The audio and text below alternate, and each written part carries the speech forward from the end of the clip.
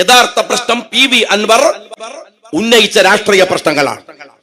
അൻവർ എവിടെ നിൽക്കുന്നു എന്നതൊക്കെ, അൻവറിന്റെ രാഷ്ട്രീയം ഏത് തരത്തിൽ പോകുന്നു എന്നതൊക്കെ വരുന്ന ദിവസങ്ങളിൽ തീരുമാനിക്കേണ്ടതും രാഷ്ട്രീയത്തിൽ അതിന്റെ നിലപാടുകൾ പിന്നീട് പറയേണ്ടതുമാണ്. പക്ഷേ അൻവർ എവിടെ നിന്നാലും അൻവർ ഉയർത്തിയ രാഷ്ട്രീയ പ്രശ്നങ്ങൾ ഗൗരവമുള്ളതാണ്, ചർച്ച ചെയ്യേണ്ടതാണ്, വിശദീകരണം ആവശ്യമുള്ളതാണ്. ആ അൻവർ ഉയർത്തിയ പ്രശ്നങ്ങളാണ് ഈ തെരഞ്ഞെടുപ്പിലെ ഏറ്റവും ഗൗരവപ്പെട്ടതായി നിൽക്കേണ്ടത്. ആ VS അച്യുതാനന്ദനെ പിതൃശൂന്യൻ, തന്തയില്ലാത്തവൻ എന്ന് വിളിച്ചാണ് സ്വരാജ് അദ്ദേഹത്തിന്റെ രാഷ്ട്രീയ പ്രവേശം സ്റ്റാർട്ട് ചെയ്യുന്നത്. VS അച്യുതാനന്ദൻ ഇപ്പോഴും ജീവിച്ചിരിപ്പുണ്ട്. അനുഗ്രഹം വാങ്ങാനല്ല, മാപ്പ് പറയാൻ അവിടെ പോയതിനു ശേഷമാണ് സ്വരാജ് ഈ മണ്ഡലത്തിൽ കാലുകുത്തേണ്ടത് എന്ന് സാമാന്യ രാഷ്ട്രീയ ബോധം കൊണ്ട് പറയാൻ അദ്ദേഹത്തോട് ഒരു ഉപദേശം നൽകാൻ ഞാൻ ഈ സമയം വിനിയോഗിക്കുകയാണ്. ഈ അടുത്ത കാലത്ത് സ്വരാജ് രാഷ്ട്രീയ ചർച്ചകളിൽ നിറഞ്ഞു നിന്നത് യുദ്ധവുമായി ബന്ധപ്പെട്ടാണ്. ആ യുദ്ധത്തെ കുറിച്ച് സ്വരാജ് ഒരു അഭിപ്രായം പറഞ്ഞു. ആ അഭിപ്രായം കേരള രാഷ്ട്രീയത്തിൽ വലിയ ചർച്ചയായി, വലിയ വിവാദങ്ങൾ ഉണ്ടായി. ആ ചർച്ചക്ക് സ്വരാജിന് മറുപടി പറയേണ്ടി വന്നു. ഒരാഴ്ചയുടെ ഉള്ളിൽ സ്വരാജ് അതിനെ വിശദീകരിക്കേണ്ടി വന്നു. കാരണം അത് അത്രമേൽ പ്രധാനപ്പെട്ട ഒരു കാര്യമായിരുന്നു. സ്വരാജിന് എങ്ങനെയാണ് ഈ യുദ്ധം വെറുതെയാവുന്നത്, ഈ യുദ്ധം ശരിയല്ലെന്ന് പറയുന്നത്, ഈ യുദ്ധം അനാവശ്യമായിരുന്നു എന്ന് പറയുന്നത്? ഇന്ത്യയാണോ യുദ്ധം തുടങ്ങിയത്? ഇന്ത്യയാണോ?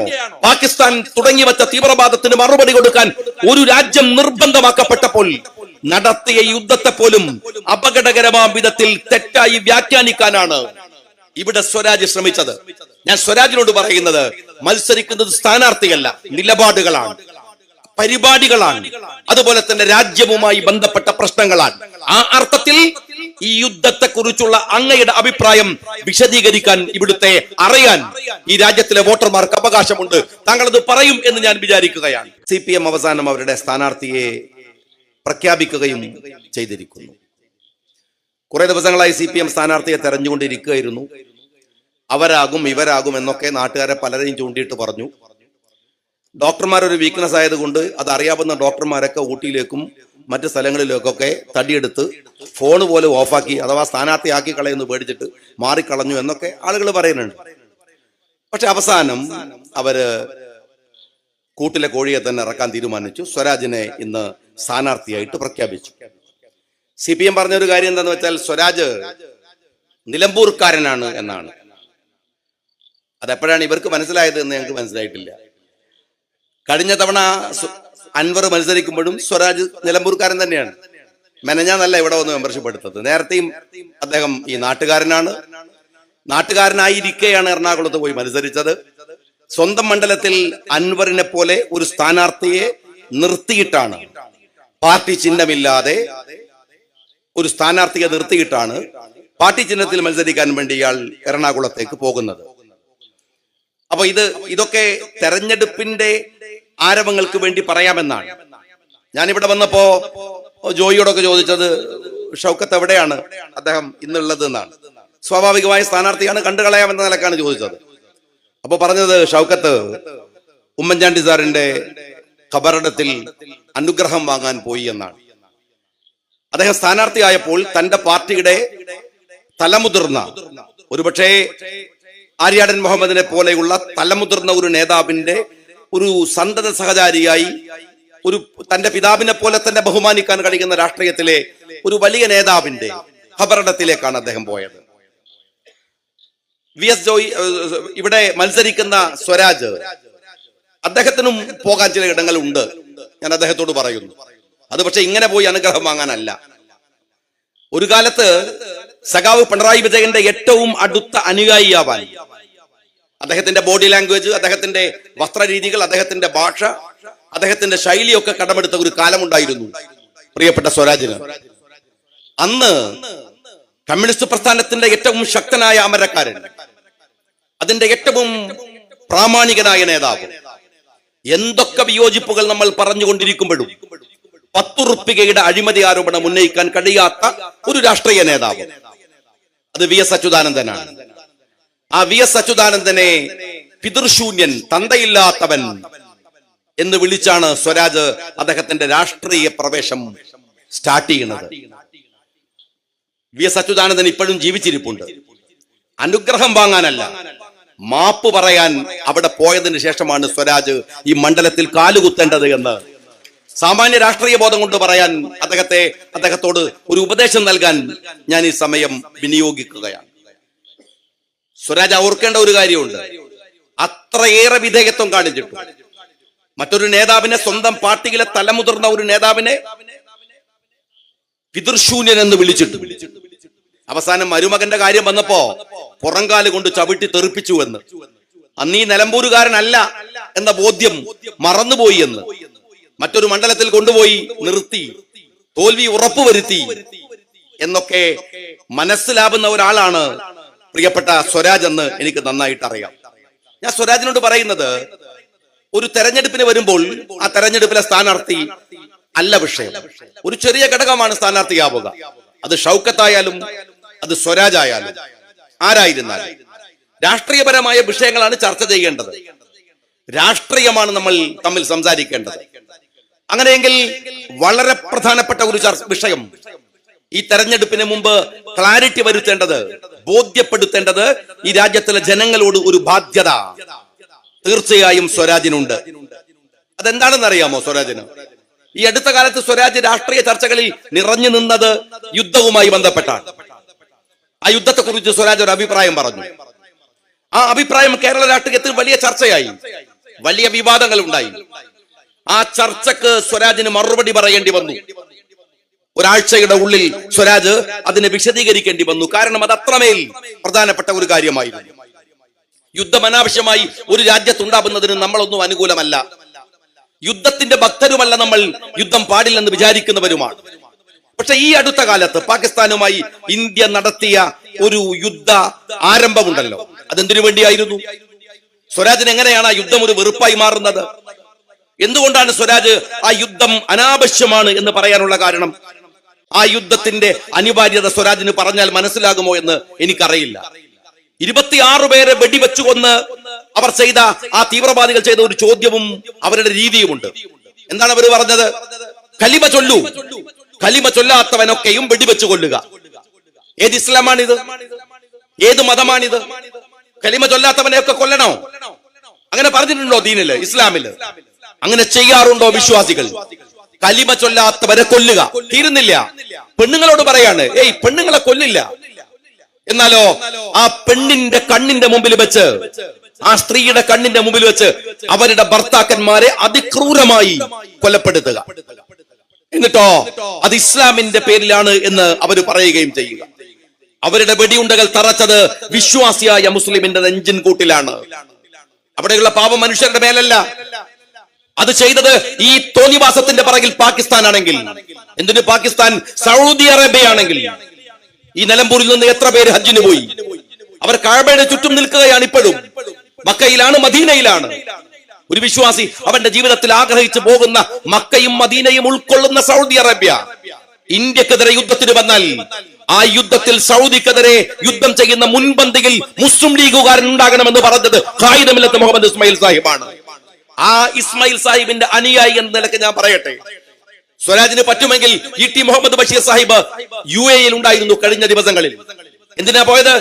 ഈ രാജ്യത്തെ പ്രതിനിധീകരിച്ച് എന്തിന് യുദ്ധം, എന്തിനായിരുന്നു സിന്ദൂർ, ഓപ്പറേഷൻ സിന്ദൂർ എന്ന് വിശദീകരിക്കാൻ ഇ.ടി. മുഹമ്മദ് ബഷീർ UAE ഉണ്ടായിരുന്നു. അദ്ദേഹം ഇപ്പോൾ ആഫ്രിക്കൻ രാജ്യങ്ങളിലേക്ക് പോയിരിക്കുന്നു, വിവിധ രാജ്യങ്ങളിലേക്ക് പോയിരിക്കുന്നു. രാജ്യത്തിൽ എന്തിനാണ് ഓപ്പറേഷൻ സിന്ദൂർ എന്ന് വിശദീകരിക്കാൻ UAE കോൺസുലേറ്റില് ബഷീർ സാഹിബ് നടത്തിയ പ്രസംഗം പറ്റുമെങ്കിൽ സ്വരാജ് ഒന്ന് കേൾക്കണം. സ്വരാജിന് എങ്ങനെയാണ് ഈ യുദ്ധം വെറുതെയാവുന്നത്, ഈ യുദ്ധം ശരിയല്ലെന്ന് പറയുന്നത്, ഈ യുദ്ധം അനാവശ്യമായിരുന്നു എന്ന് പറയുന്നത്? ഇന്ത്യയാണോ യുദ്ധം തുടങ്ങിയത്? ഇന്ത്യയാണോ?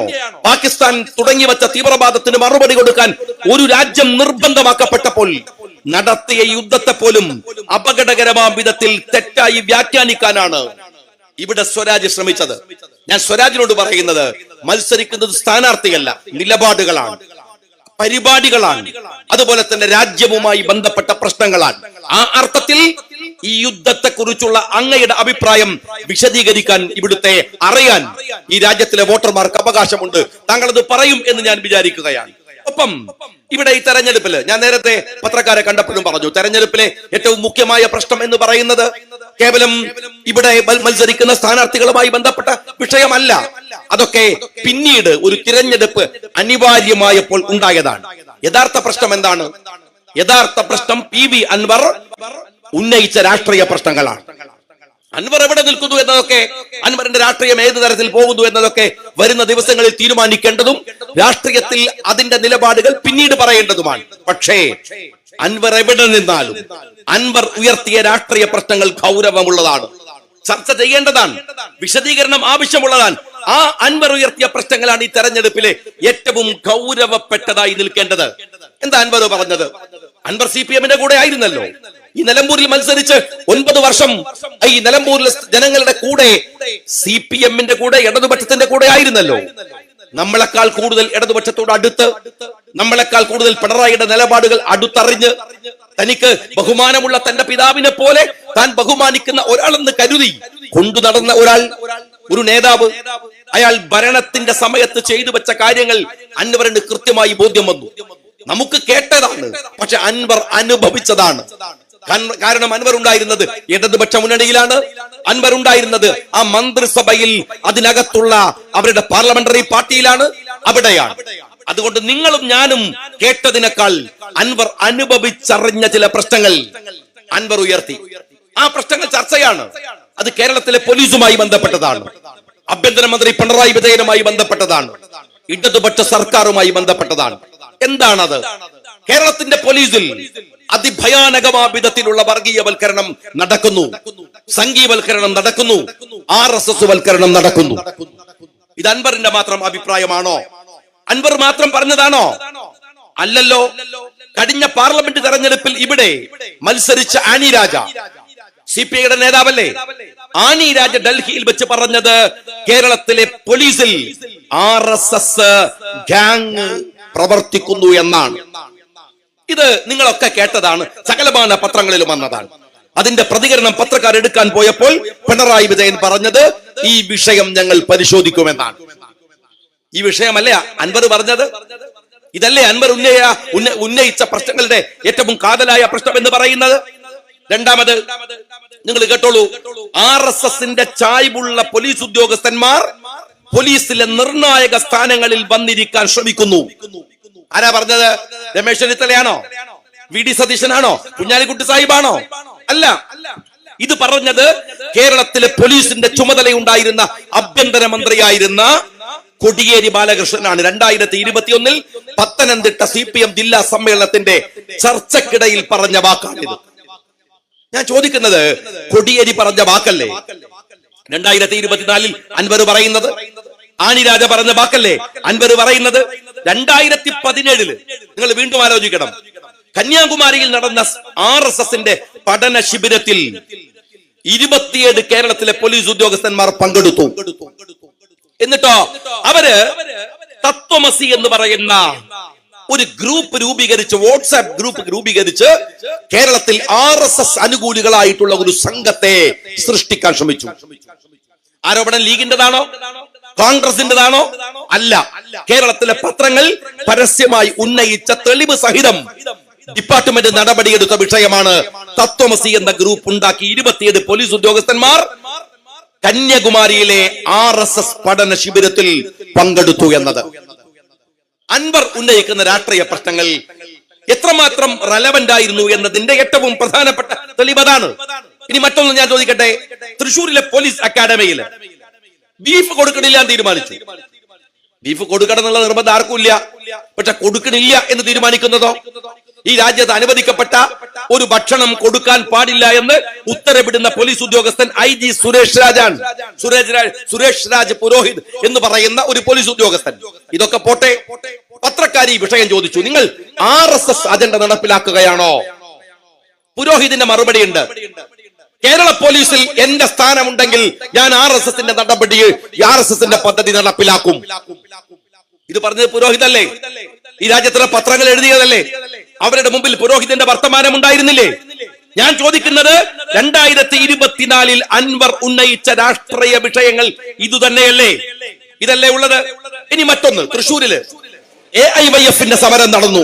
ആ സമരത്തെ പൊളിക്കാൻ, ആ സമരത്തിനകത്തേക്ക് ABVP-കാർ ഇടിച്ചു കയറി. തൃശ്ശൂരിലാണ്. എന്താ അതിന്റെ കേസ് ഉണ്ടായത്? അവസാനം CPI അതിശക്തമാം വിധത്തിൽ CPIയുടെ സ്റ്റേറ്റ് കമ്മിറ്റി അതിനെതിരെ പ്രമേയമുണ്ടാക്കി. എന്താ കാര്യം? ആ CPIക്കാരെ ആക്രമിച്ച യുവമോർച്ചക്കാർക്കെതിരെ കേസില്ല. ഞാൻ ഈ പറയുന്ന നിമിഷം വരെയും കേസില്ല. ഇനി മറ്റൊന്ന്, സംവിധായകൻ കമലിന്റെ ബൂത്തിലേക്ക് AIYF മാർച്ച് നടത്തി. എത്ര AIYF കേസെടുത്തു? കമൽ പരാതി കൊടുത്തില്ലേ? കേരളത്തിലെ സിനിമാ പ്രവർത്തകന്മാർ പരാതി പറഞ്ഞില്ലേ? ഒരു കേസുമില്ലല്ലോ. എന്നാൽ നിങ്ങൾ മനസ്സിലാക്കേണ്ടത്, കമൽ സി എന്ന് പറയുന്ന നോവലിസ്റ്റ്, അയാൾക്കെതിരെ യുവമോർച്ചക്കാർ പരാതി കൊടുത്തു. പരാതി കൊടുത്തപ്പോ അയാളെ പോലീസ് കോഴിക്കോട് വന്ന് അറസ്റ്റ് ചെയ്തു.